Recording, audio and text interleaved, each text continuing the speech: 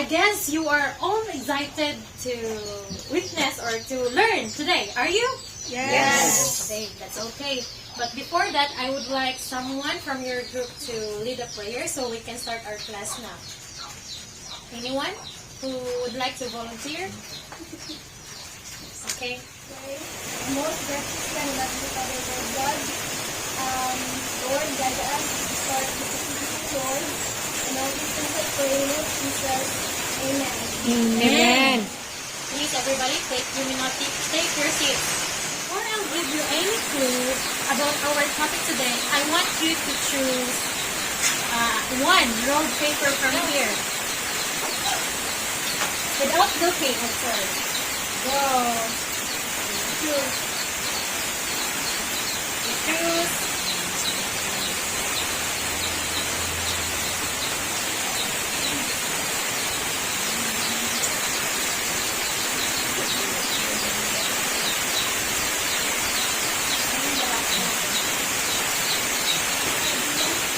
Okay, so all are done.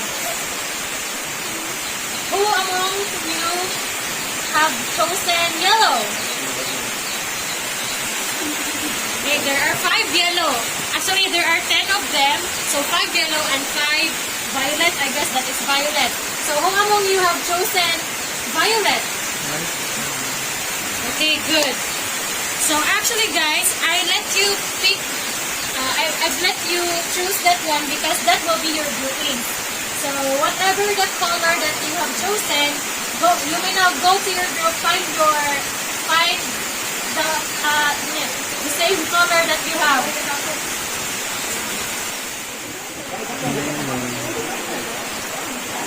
Right, I guess everyone are in their groups already. So 5 from the violet and 5 from the yellow. Okay. I have prepared you some scrambled letters. Okay. This will be your clue. What is our topic all about this? Okay. So,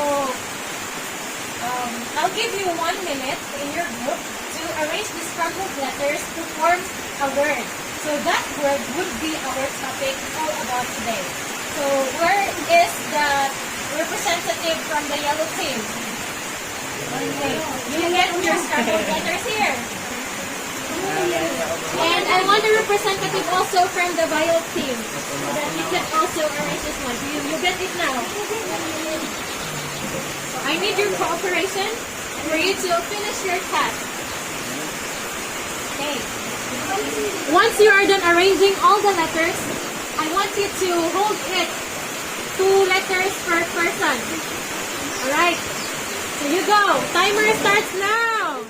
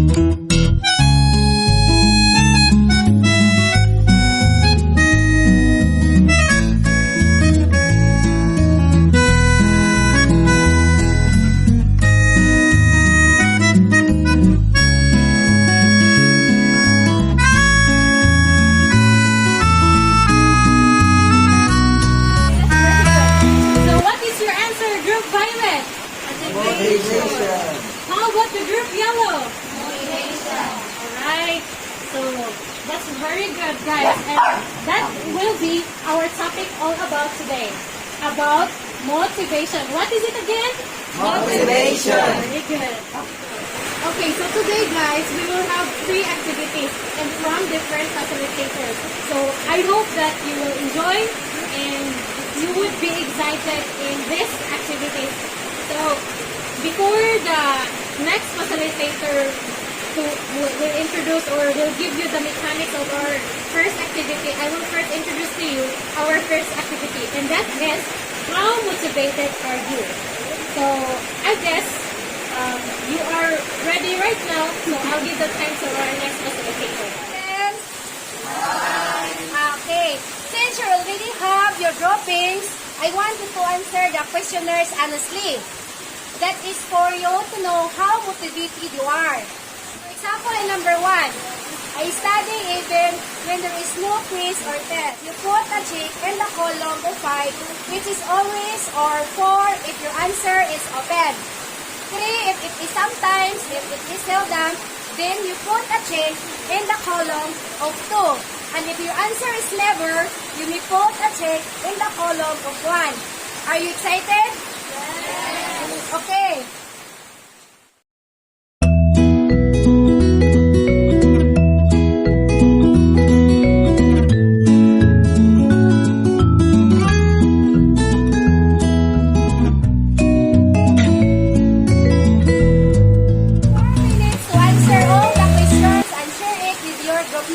If you are done.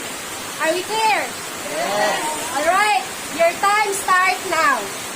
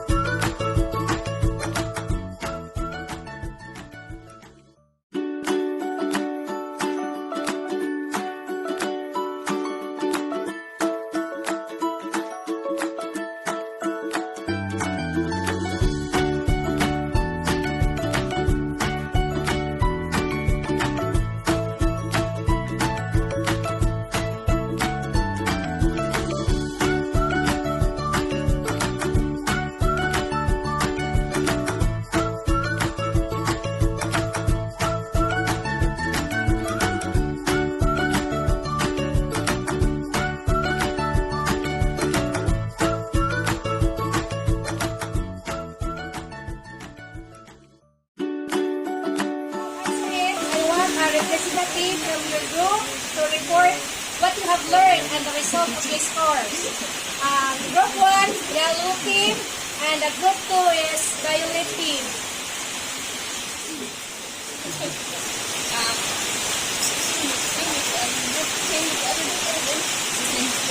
Same with the other group, our result from the questionnaires is also better motivated, but we really like to indicate students when we became a future teacher soon, if they are motivated or not.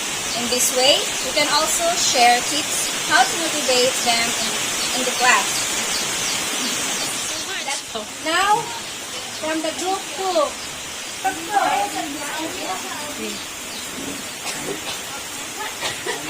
So according from what we discussed in our group, so it shows that our answer would be mostly the group would be more motivated if they are all given homeworks or tasks, as this would help them to be motivated more. So it also shows in our discussion that when something is not clear, the groups also ask questions to clarify it. And if there are people that are not mostly motivated, they would probably gonna separate from them to be more motivated for themselves. So it shows that in our group, most of our result is better motivated, and this means that we are all motivated, but we still need more motivation for us to excel in our studies. We learned that to indicate how motivated the students are is to see if they enjoy working and homework, and they're always excited, and when they're always excited to do the task in the class. So thank you. Okay. Okay, let's clap our hands for the group 2. Students, I'm happy to see you cooperating the group. Would you like another interesting activity? Yes. Okay, our next activity will let you know different stages on how to motivate students. In your class, when you become a future educator, you really have to deal with different personalities of a student. There are bored students, there are also excited students in the class, and many more. That's why you have to learn how to motivate them. So today, I'll give you the activity, Solve Me and You'll Get Mine. So here's teacher Nob to explain to you what you are going to do. Okay, class, you have 2 boxes here. So, I want a representative from your group to get 1 box according to your color of your team. So, please.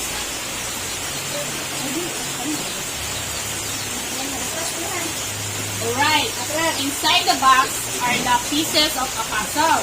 What you are going to do is to complete the puzzle before your time runs out. Is that okay? Yes. Very good. So, you will know the strategies, how to motivate the students, and you will be able to finish your puzzle. Whoever finish first will have the chance to choose 3 strategies to explain. 3 strategies which are not picked by the first group. Okay, we will give you 5 minutes to complete it. Are you ready? Yes! Okay, your time starts now.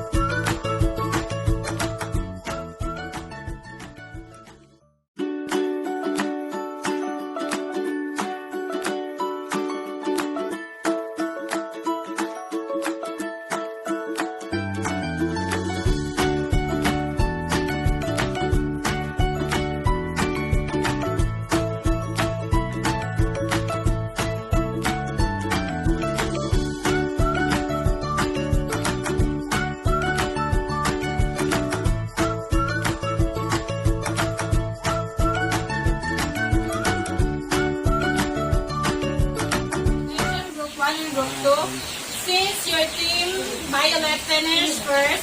Choose these strategies to explain the class. Are you ready? Yes. You may start now.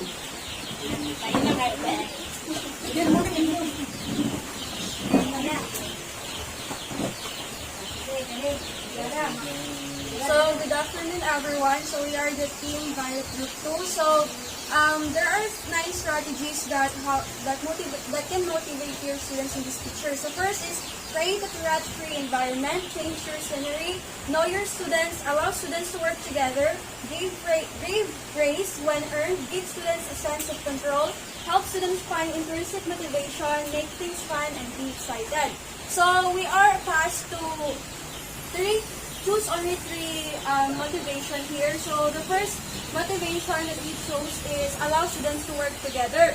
So if you want your students to be motivated when they are doing a task or when they are in a classroom or when you are discussing about a lesson, so you should allow your students to work together. So this could help them to be motivated because they can work together alone as a group, so they could be hands-on in their groups, in their tasks. Okay, so the next one is make things fun. So when you are discussing something, so if you are teaching something like in a boring way or something like that, it would make the students be bored, so they would be bored about your discussion. So this make things fun. This would help the students to be more motivated in your class, in your discussion, because they find your teaching fun. And then last is give praise when earned. So when students when you ask something to your students, then they answer the question. So you should always give praise to them so that they will always be motivated to do something, and they will always be motivated to perform in your discussion. So that would be all. Very good.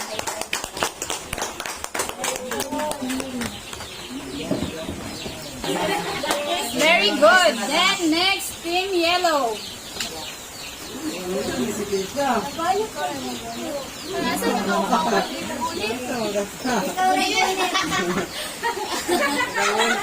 forehead. Next is make things stick. Kung wala ang lingaw, di ba? So, mas makuha ni mong attention sa usa ka student kung lingaw ang usa ka klase. And mao lamang ko. Everyone. Hi. I was really amazed that you guys did great in each activity. Since you already know how to indicate students' level of motivation and the strategies how to motivate students, today I'll introduce to you another activity that would help you a lot when you become a teacher soon. Would you like that? Yes. Of course. This is very essential for you to be equipped as aspiring teachers. Okay? Our activity is Face Me Where I Belong. I encourage you all to participate because you are going to be a great teacher and you find out and learn in this activity. Alright? Yes. Okay, class. I have prepared 2 boxes here wherein 20 sentences are being cut. I want you to paste where its sentences belong, whether it is extrinsic or intrinsic. Now, get your box and start answering.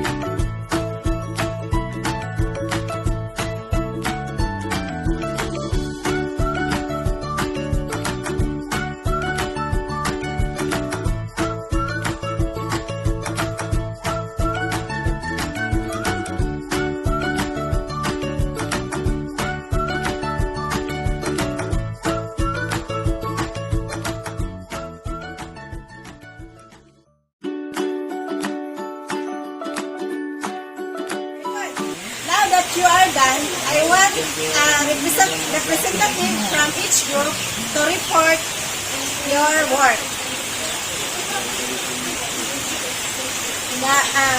The group yellow. Representative from group yellow.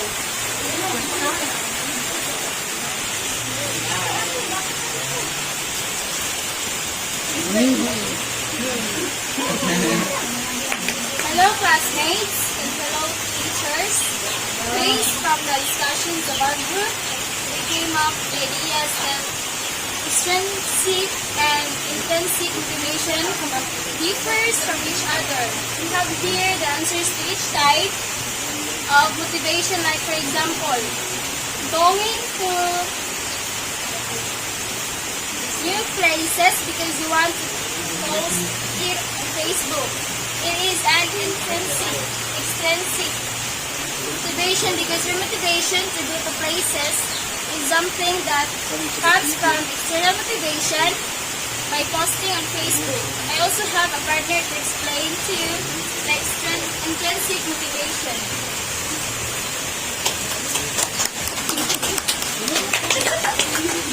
Hello everyone!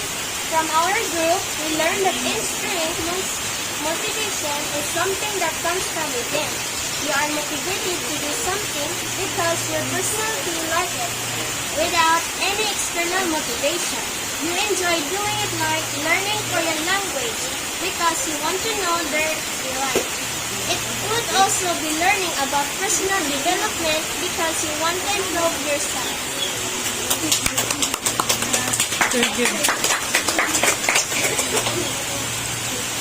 Okay, from group violet.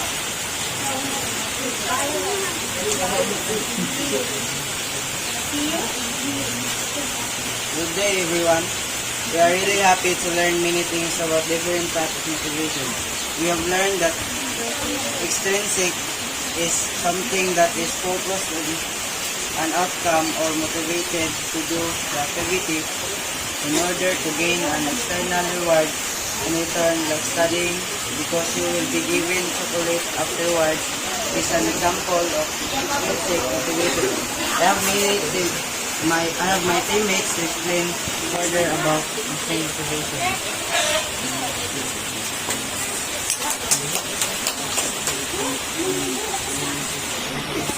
So good day to everyone. So I will explain to what we have learned about intrinsic motivation. So intrinsic motivation is what you earned inside and not just what you earned on something like the outside. So something like imong own, imong marikuha nimo i-return nga dili siya butang.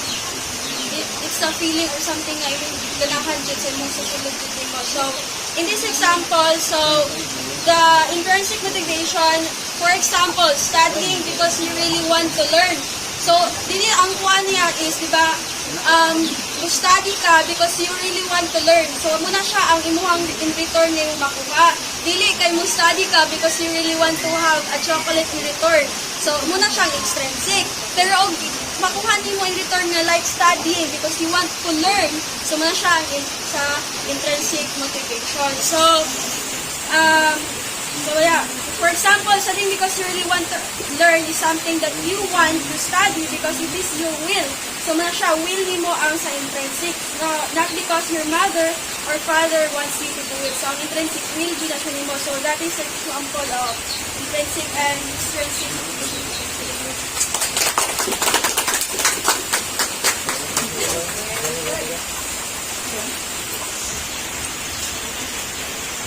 Okay guys, you did a great job. And to ourselves. You guys are really amazing. And as I was watching you and while I was observing your performance, you did really great. And I just want to say congratulations to everyone.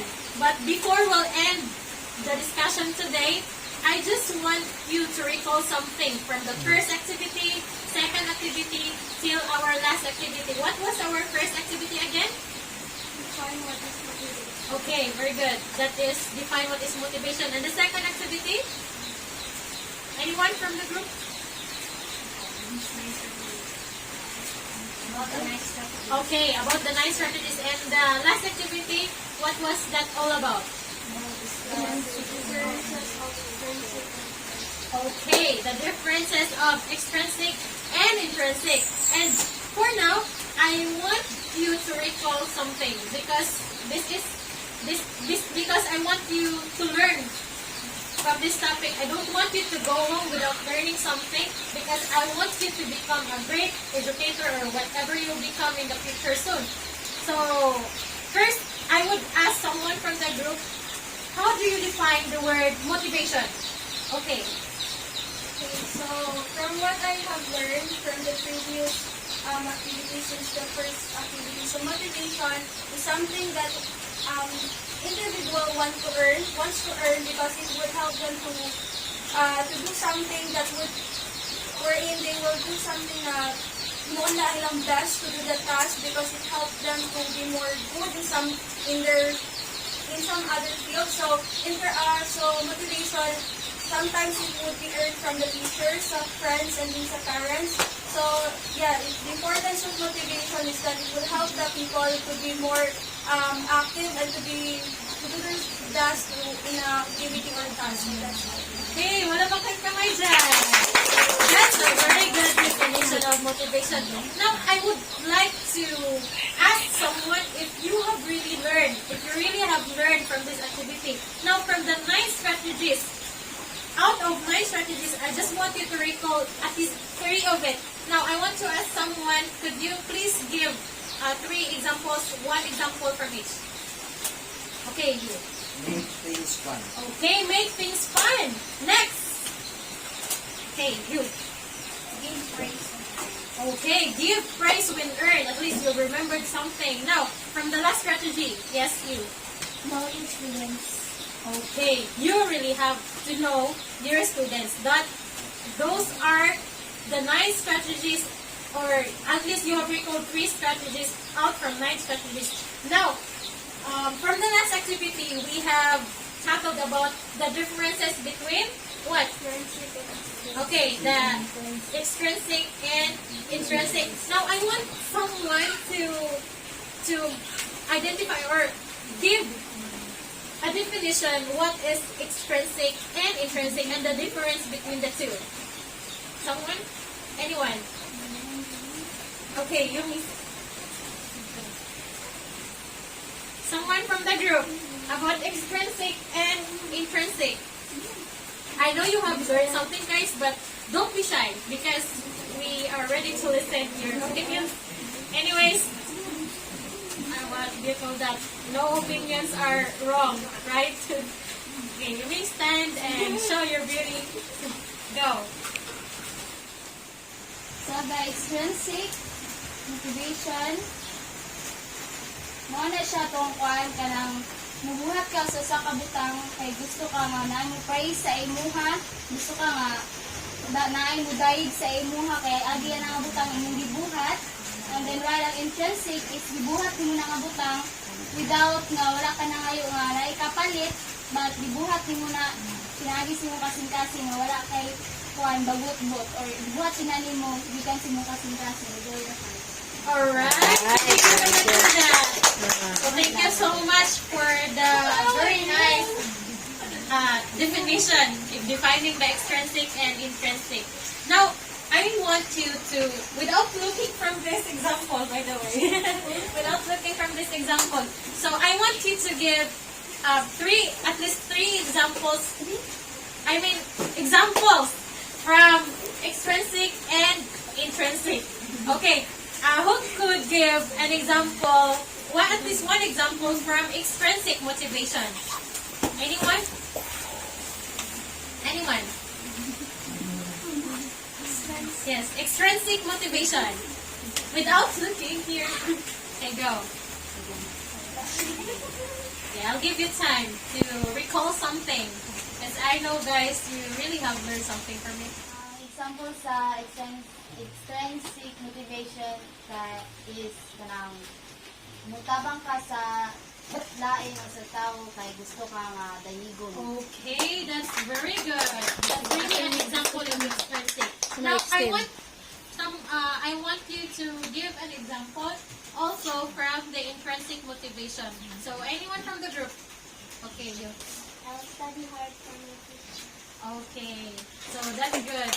Studying hard for the future. That's an example of intrinsic. So I guess you have learned something from today. So that would be all. And thank you so much for the cooperation and thank you so much for listening.